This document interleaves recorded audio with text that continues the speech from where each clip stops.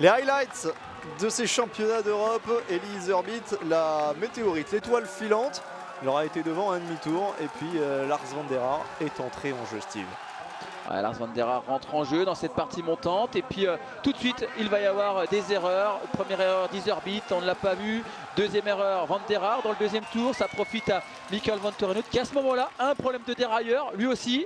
Il va le remettre et puis dans cette descente on voit Lars van der Haar qui prend quelques informations, il a creusé l'écart et puis une crevaison, roue avant.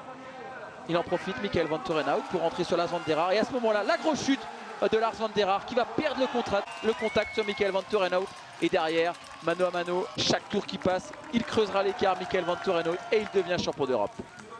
Impérial, Michael Vanthourenhout, les regards sombres de Lars van der Haar. Il y a tout de même une médaille d'argent, le troisième. C'est Laurens Weck, deux Belges, un Néerlandais.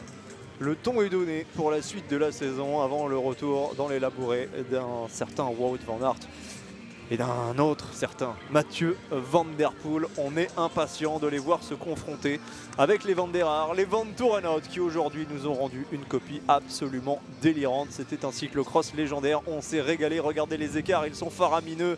Joshua Dubo a été arrêté à plus d'un tour, David Menu termine à plus de 4,45.